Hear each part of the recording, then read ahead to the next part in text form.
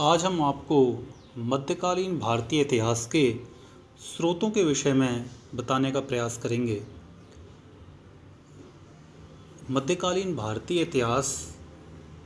इतिहास के एक महत्वपूर्ण दौर को रेखांकित करता है, लेकिन सबसे पहले विद्यार्थियों को ये जानना आवश्यक है कि भारतीय इतिहास में वो कौन सा कालखंड था जिसे मध्य युग या मध्यकाल की संज्ञा दी गई, तथा इस इतिहास के निर्माण के स्रोत क्या हैं।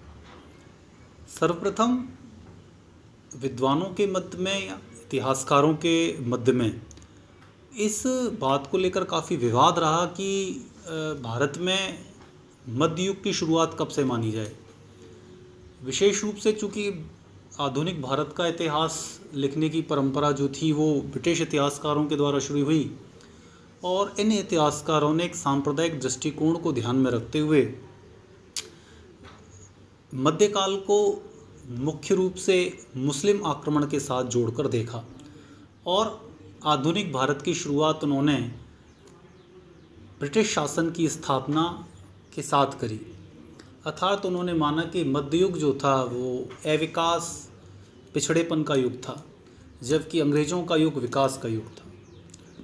इस संदर्भ में काफ़ी वाद विवाद रहे हैं, लेकिन उन विवादों से परे हटकर हम ये जानने का प्रयास करेंगे कि जब काल प्राचीन से मध्य युग की तरफ बढ़ रहा है तो ऐसे कौन से परिवर्तन हैं, ऐसी कौन सी वजह हैं कि हम किसी काल को मध्यकाल की संज्ञा दे रहे हैं।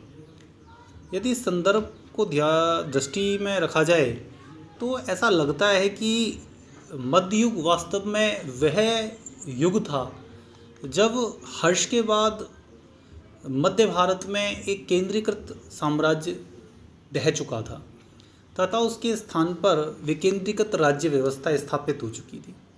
इसके साथ ही सामंतवादी व्यवस्था उभरकर सामने आई थी, जिसमें राजा के पास शक्तियाँ बेहद सीमित थीं तथा उसके सामंत कहीं अधिक ताकतवर थे।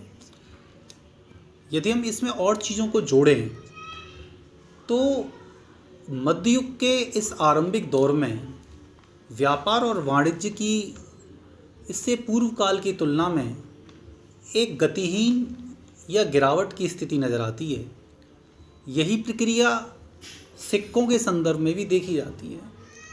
मध्यकाल का युग जो मुख्य रूप से 8वीं शताब्दी के बाद का युग है, उसमें हम देखते हैं कि सिक्के जो थे वो पूर्व काल की तुलना में गिरने लगे थे। न केवल सिक्कों की मात्रा कम हो जाती है, बल्कि उनकी गुणात्मकता जो है वह भी कम हो जाती है। इसके साथ साथ हमें ये देखना होगा कि वैदेशिक आक्रमण भी इस प्रक्रिया के साथ जुड़ जाता है। अर्थात हमें मध्ययुग को केवल मुस्लिम आक्रमण के साथ जोड़कर नहीं देखना चाहिए, बल्कि मध्ययुग का आरंभ एक तरह से विकेंद्रीकृत पद्धति, स्वायत्तशासी ग्रामीण अर्थव्यवस्था, व्यापार और वाणिज्य के पतन, विशेष रूप से विदेशों के साथ, सिक्कों की अल्पता के साथ जोड़कर देखा जाना चाहिए। तभी हम मध्ययुग को बेहतर ढंग से समझ सकेंगे। अब यदि हम मध्ययुग के स्रोतों की बात करें तो ये और भी महत्वपूर्ण हो जाता है। वस्तुतः सोर्स या एविडेंस जो होते हैं उसके आधार पर ही इतिहासकार किसी युग के इतिहास को लिख पाता है। लेकिन जैसा कि